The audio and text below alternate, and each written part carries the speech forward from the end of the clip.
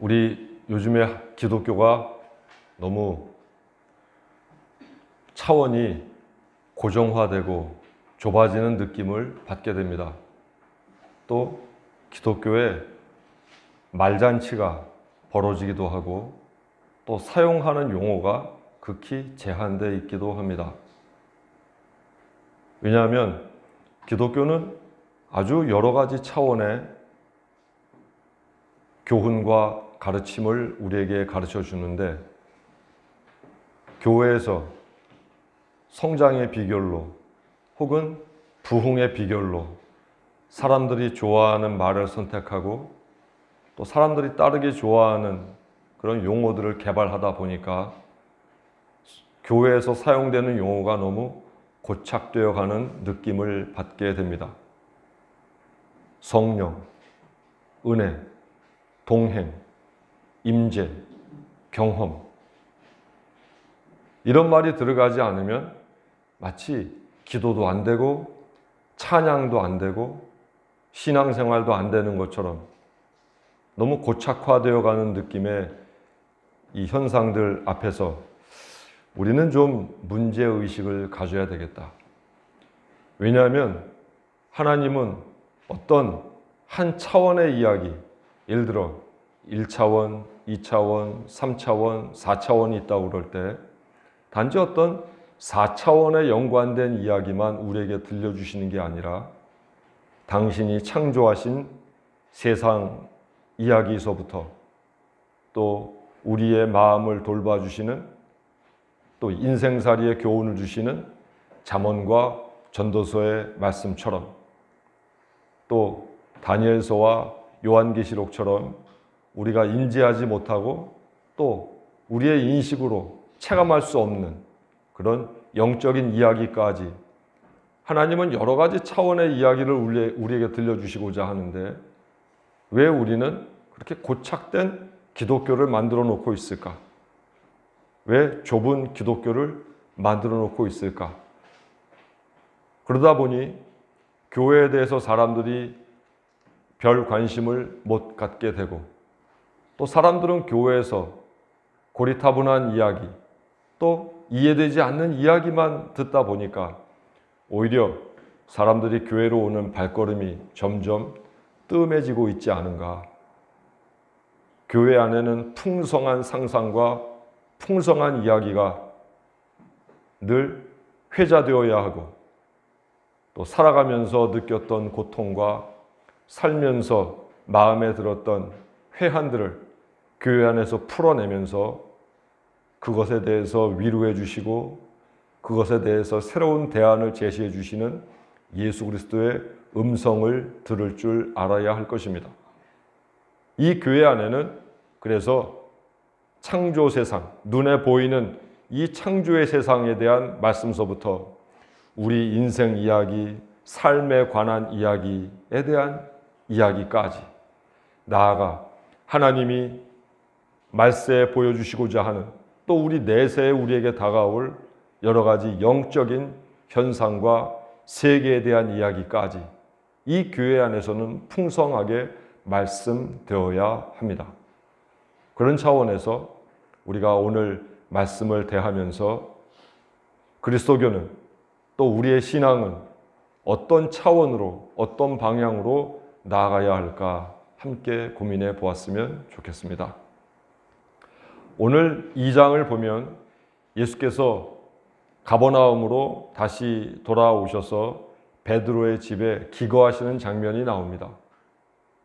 예수께서 가버나움 베드로의 집에 다시 오셨다는 말씀을 들은 사람들이 그 집으로 몰려들기 시작했는데, 예수님의 그 명성이 이미 유명세를 탄 까닭인지 너무나 많은 사람들이 몰려들어서 발 디딜 틈조차 없을 정도로 복잡하게 그 베드로의 집이 가득 둘러싸이게 된 것을 볼 수 있습니다. 그때 예수께서는 사람들에게 도를 가르치셨다, 도를 전하셨다, 이렇게 말씀을 하고 있어요. 도를 전한다, 이런 표현을 들으니까 이 그리스도교답지 못하고 왠지 동양의 어떤 종교의 이야기처럼 여기시겠지만, 성경 안에는 도를 전한다라는 말씀이 자주 등장합니다. 특히 사도행전에 보면 선교를 하면서 도를 가르치다, 도를 전하다 이런 표현이 많이 나옵니다. 이 도라는 말은 우리가 흔히 그리스 철학에서 이야기하는 로고스를 번역한 것인데, 이 로고스는 그리스의 어떤 철학적 개념이 아니라 복음을 가리키는 대체 용어라고 볼 수 있습니다.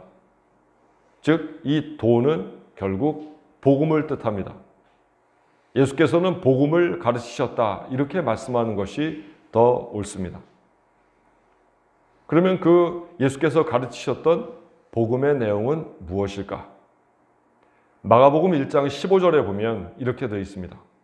때가 찼고 하나님의 나라가 가까웠으니 회개하라. 때가 찼다. 하나님의 나라가 가까웠다.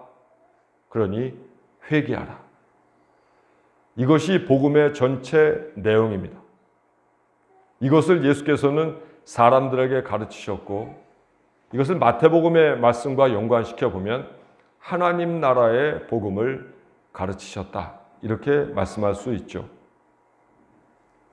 그러면 하나님 나라의 실체, 하나님의 나라가 가까워왔다고 하는데, 그러면 그 하나님의 나라의 실체는 무엇인가?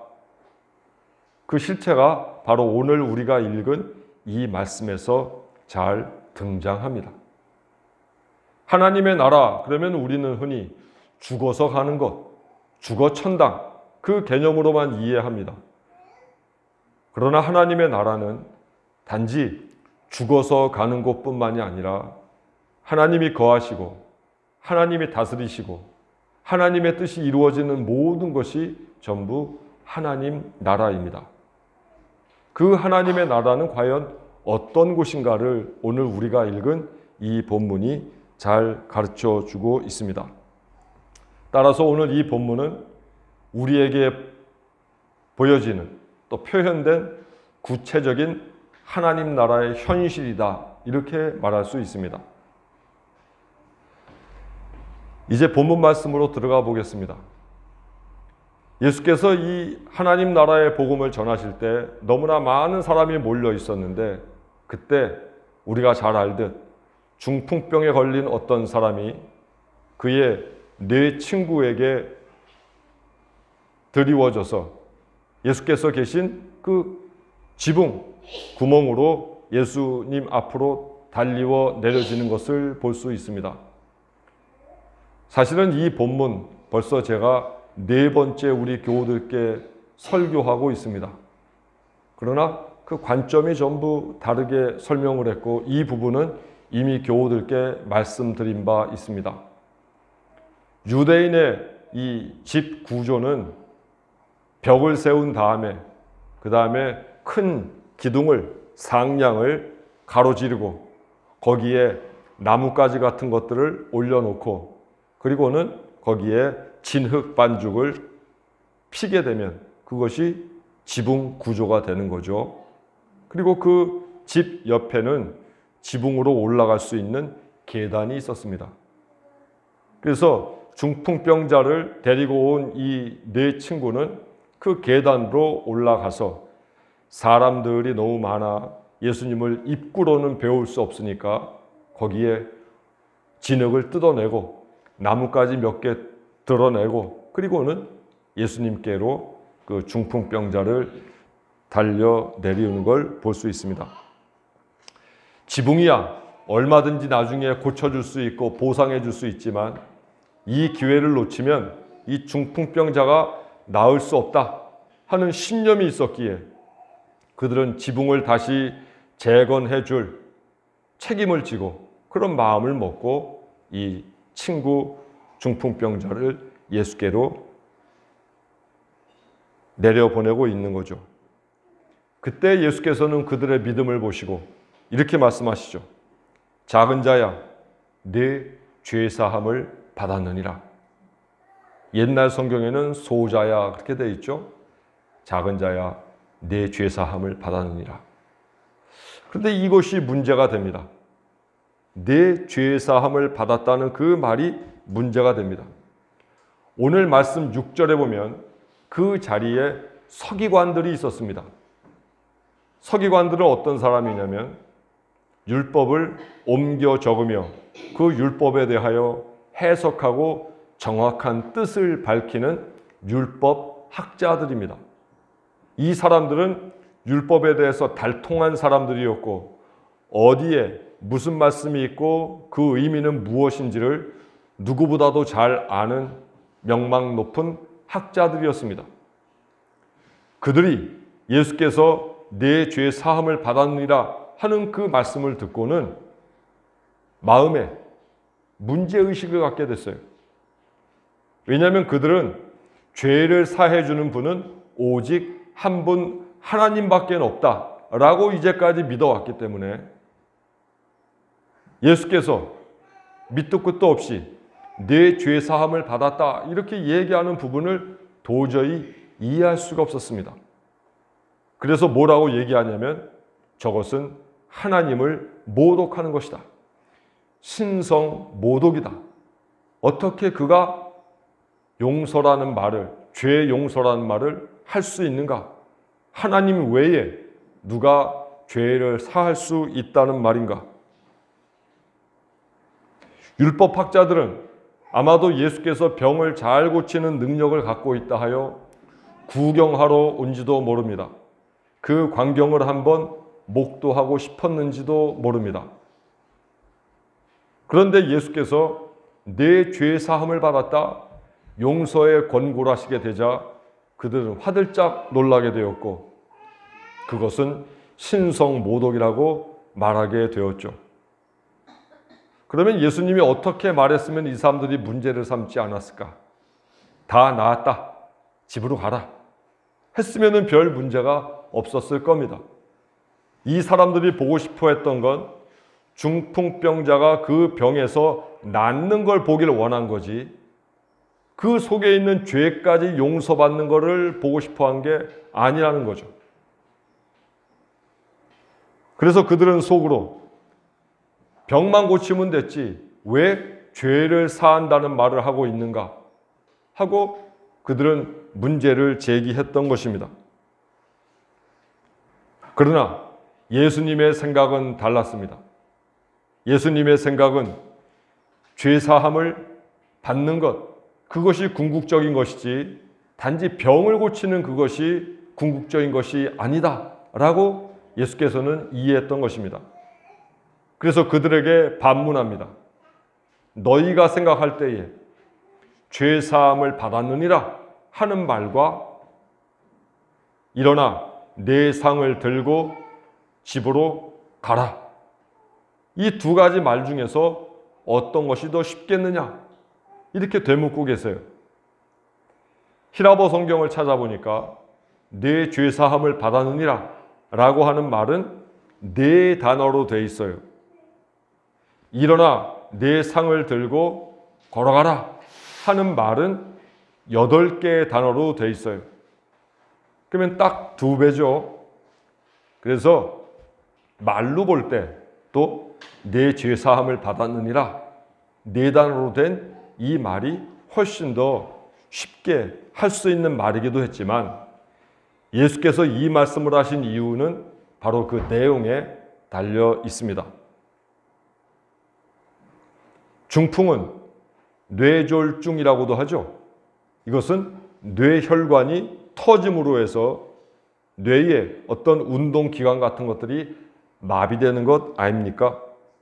지금도 중풍은 대단히 위중한 질병인데 2000년 전 중풍에 걸리게 되면 이것은 사람들이 도저히 치료할 수 없는 그런 병이라고 여겼던 겁니다.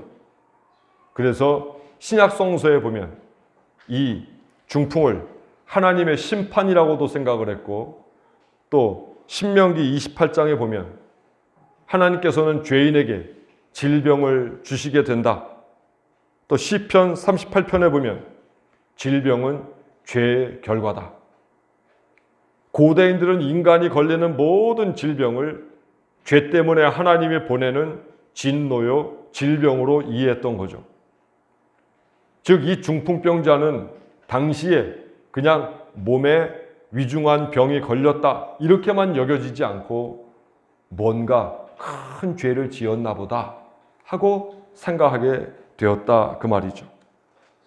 이 중풍병자 역시 자기가 죄를 많이 지었기 때문에 이런 병이 나에게 왔으리라 그렇게 여기는 죄의식이 가득했을 것입니다.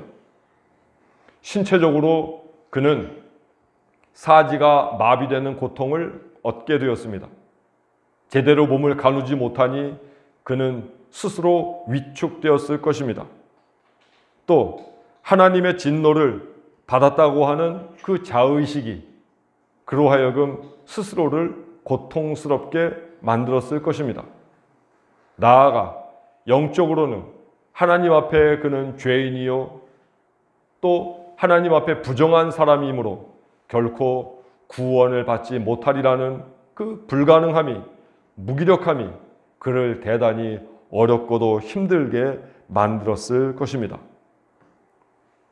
서기관들은 육체적인 질병, 즉 중풍병에만 초점을 맞추었다면 예수님은 신체적인 질병인 중풍병뿐만이 아니라 그가 겪고 있는 심리적인 위축감, 또한 심적인 자의식, 나아가 상처받은 그의 신앙적인 죄의식까지도 예수님은 품어 안으려 하시고 그를 위로하시려 했는지 모릅니다. 서기관들은 그저 신체적인 질병만 나면은 끝이다 라고 여겼지만 예수께서는 신체적이고 심리적이고 신앙적이고 사회적인 모든 어려움까지 다 해결해 주시고자 했던 겁니다. 중풍병자가 집안에 누워있으면 사람들이 잘 찾아오지도 않죠. 왜냐하면 그는 죄가 많은 부정한 사람이었으므로 그와 접촉을 하게 되면 자기 스스로도 부정한 사람이 되기에 사회적인 관계까지 끊어지게 된다 그 말이에요. 그런데 예수께서는 내 죄 사함을 받았다 하시는 그 말씀으로 단지 신체적인 질병뿐만이 아니라 그의 심리적인 마음도 위로해 주시고 그의 사회적인 관계도 회복해 주시고 나아가 영적인 구원까지 그에게 선물을 해주고 계시다는 말입니다. 그래서 그에게 작은 자야, 내 병이 고침을 받았다 라고 하는 것에서 끝나지 않고 내 죄 사함을 받았다 라고 말씀을 하고 계신 것입니다. 교회에 나오시면서 단지 병을 고치고자 나오시는 분 얼마 안 되잖아요. 내 인생에 드리워진 무거운 짐, 또 나도 모르게 나 스스로를 내가 자꾸 억누르는 그런 강박감, 미래에 대한 막연한 염려와 걱정, 또 스스로를 믿지 못하는, 또 남들과 비교해서 언제나 스스로를 왜소하게 느끼는 열등감, 이런 모든 것들이 고쳐져야 우리가 건강한 사람이 되는 것 아니겠습니까? 그래서 저는 예수께서 행하신 이러한 이적을 전인적이다 그렇게 말씀드리고 싶어요. 전인적. 인간에게는 여러 가지 기능이 있죠. 신체적 기능, 정신적 기능, 또는 도덕적인 기능. 이런 모든 것들을 합쳐서 우리는 전인적이다 이렇게 이야기하죠. 예수께서는 우리의 신체만 고치시는 게 아니라 우리의 인격과 우리의 마음씨와 우리의 사회생활, 습관, 버릇, 그 모든 문화적인 기능들까지 예수께서는 모두 관심을 가지시고 그 모든 것에 대해서 새로운 길, 하나님 나라의 길을 우리에게 새롭게 보여주시는 겁니다. 우리의 인격과 품성, 가치관도 예수께서 고쳐주시는 겁니다. 그래야 이것이 그리스도교다운 것이고 그것이 전인적인 구원이 되는 것입니다. 예수 믿고 구원받는다. 그것은 지옥에서 천당으로 간다. 이렇게 단순하게 앞으로는 말씀하지 마십시오. 우리의 인격이 구원받아야 합니다. 우리의 성격이 구원받아야 합니다. 우리의 품성이 구원받아야 합니다. 내 습관도 내 버릇도 구원받아야 합니다. 말하는 것과 행동하는 것과 사는 것이 구원받아야 됩니다. 걸음걸이도 밥 먹는 것도 운전하는 습관도 남을 대하는 방법도 모두 구원받아야 됩니다. 이 모든 것이 구원받지 못하면 그건 불완전한 거예요. 이 모든 것에서 우리가 구원받게 될 때 그 구원이 완전한 구원이 되고 오늘 예수께서 중풍병자를 치료하시듯 전인적인 구원이 되는 것입니다. 우리 그리스도교는 천국, 영혼 구원만을 중요시 여기는 종교가 아닙니다. 예수 천당, 불신 지옥, 그것은 반은 맞지만 그것만 이야기하면 온전한 기독교를 전파하는 것이 아닙니다. 오히려 요한복음이 사도 요한이 제일 싸웠던 것이 이원론, 듀얼리즘이라고 하는 건데 그것이 바로 세상을 영과 육, 물질과 정신 이 두 개로 나누어서 보이지 않고 정신적이고 영적인 것은 전부 선하고 육적이고 물질적인 것은 모두 악하다 하는 이 가르침은 오히려 성서적이 아니라 비성서적이고 이것은 이원론에 가까운 가르침이므로 우리가 가장 영적이라고 믿고 있는 바로 그러한 사고 구조가 우리에게 잘못된 신앙을 알려주게 되었다는 겁니다. 현세와 내세, 우리의 몸과 마음과 영혼, 그리고 하나님과 인간 모두를 포함하는 신앙이어야 건강한 신앙입니다.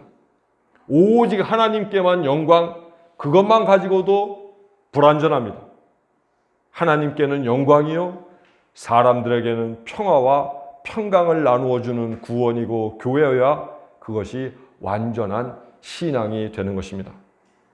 사랑하는 교회 여러분, 영적인 문제에 대해서 귀하게 여겨야 합니다. 하지만 영적인 문제에만 머물러서는 안 됩니다. 성령은 우리의 영적인 부분만 터치하는 것이 아니라 우리의 몸과 마음, 삶, 우리의 모든 일상에 역사하시는 것이 바로 성령의 역할입니다. 파라클레이토스, 성령을 보혜사라 말씀하는데 파라클레이토스, 파라, 곁에서, 클레이토스, 외치다 혹은 위로하다. 우리의 일상, 바로 그 곁에서 내 일상과 함께 하시면서 내 일상 하나하나에 아침서부터 저녁까지 간섭해 주시고 성찰하게끔 하시고 거기에 지혜를 주시는 분, 그분이 바로 성령이라는 말입니다. 중풍병자를 고치신 예수께서는 오늘 우리에게 단지 용서를 통하여 신체만 낫는 것이 아니라 몸과 마음과 영혼 모두가 치유되는 모습을 보여주셨고 그것이야말로 전인적인 구원을 이루어가는 과정인 것을 알려주셨습니다. 전 우리 교회 교우들이 신체적으로는 강건한 사람이 되었으면 좋겠습니다. 하나님은 우리의 영혼뿐만이 아니라 내 신체도 귀하게 여기신다는 것을 생각하여 몸을 학대하지 마시고 몸을 너무 피곤하게 만들지 마시고 몸도 소중하게 다루시고 그 몸도 소중하게 건사하십시오. 하나님의 뜻은 우리가 건강하게 사는 겁니다. 늘 예배 잘 드리고 늘 기도 열심히 하는데 몸은 늘 비실비실거리고 아픈 데는 많아지고 병으로 연명하면서 하나님께 기도만 열심히 한다면 그게 어찌 하나님께 영광이 될 수 있겠습니까? 우리 원천교회 교우들은 누구보다 건강해야 합니다. 신체를 잘 건사하십시오. 그것이 신앙이 주는 신체적인 구원입니다. 두 번째, 생각과 마음을 상식적이고 보편타당하게 가져가십시오. 생각과 마음은 상식적이어야 합니다. 제가 우리 교우들과 함께 3년 동안 말씀 나눈 것처럼 산상수훈에서는 마음을 귀하게 여긴다고 그랬죠. 믿음만 중요한 게 아니라 마음도 중요합니다. 어떤 마음을 품고 사느냐, 어떻게 생각하고 살아가느냐, 이것도 그리스도교에서는 대단히 중요한 겁니다. 보편 타당한 생각을 갖기 위하여 애쓰십시오. 상식적으로 살기 위하여 애쓰십시오. 나만 맞고 다른 사람에게는 틀리는 그런 생각은 빨리 버리고 내게도 맞고 다른 사람에게도 맞고, 그래서 모두가 공감할 수 있는 그 생각과 그 사고 구조를 우리 그리스도인들은 지니고 살아가야 합니다. 예수 그리스도께서 황인종, 흑인종, 백인종 모두에게 구세주가 되신 것처럼 우리의 말과 행동과 삶은 그 누구에게나 보편 타당하게 여겨질 수 있어야 합니다. 내 생각에는 맞고 다른 이에게는 틀리다면 뭔가 나에게 문제가 있음을 성찰해 볼 수 있는 그런 그리스도인이 전하는 복음을 사람들이 받아들이지 않겠습니까? 우리의 영혼은 맑게 해야 합니다. 영혼이 탐욕으로 가득 차고 욕심으로 가득 차 단지 하나님을 자기 생각의 물주로, 자기 생각의 포로로, 탐욕을 채워주는 도구로 여기게 되면 결코 우리는 하나님을 바라볼 수 없습니다. 마음이 청결한 자는 복이 있나니 저희가 하나님을 볼 것이며, 영혼이 맑아지지 않으면 하나님을 결코 만나지 못합니다. 교회 백날 나와도, 교회 수십 년 다녀도, 주일 한 번 빼먹지 않아도 영혼이 맑아지지 않으면 그는 하나님과 아무 상관이 없는 사람입니다. 마태복음 5장 8절에서 그래서 말씀하시는 거예요. 마음이 청결한 사람이 되어라. 이렇게 신체와 생각과 마음과 영혼이 건강해질 때, 그때 예수께서 우리에게 하시는 말씀, 작은 자야 네 죄 사함을 받았느니라. 전인적인 구원을 우리가 받게 되는 겁니다. 이제 예수 그리스도를 전인적으로 따르십시오. 말만 가지고 고백하고 말만 가지고 이야기하는 그리스도교가 아니라 몸과 마음과 영혼 모두로서 예수 그리스도를 따르는 사람이 되십시오. 누가 보아도 예수 믿는 사람답게 행동하십시오. 교회에서도 예수 믿는 사람답지만 짜장면집에 가서도 예수 믿는 사람답게, 시장에 가서도 예수 믿는 사람답게, 동네 노인정에서도 예수 믿는 사람답게, 그 어떤 모임에서도 저희는 교회 다니나 봐 하는 말을 들을 수 있게끔 살아야 우리가 전인적인 구원을 체험하지 않겠습니까? 모쪼록 오늘 예수께서 마가복음 2장 1절로 12절에서 서기관과 맞대응하여 내가 추구하는 것은 전인적인 구원이다 하신 그 교훈을 다시 한번 깨달아 온 교우들의 삶이 전인적으로 변화되기를, 회복되기를 간절히 기원합니다. 기도하겠습니다.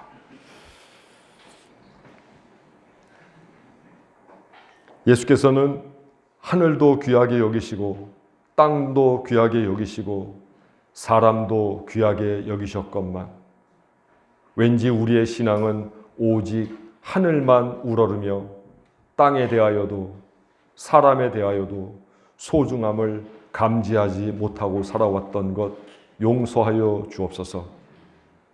신앙이란 교회 안에서만 예배라는 특수한 상황 속에서 회자되는 그러한 좁은 이야기가 아니라 우주를 포함하고 우리 살아가는 세상 모두를 포함하고 교회와 가정과 일터, 일상 모두를 포함하는 하나님의 구원의 이야기임을 늘 깨달으며 살아가게 하옵소서. 하여 우리가 받은 구원은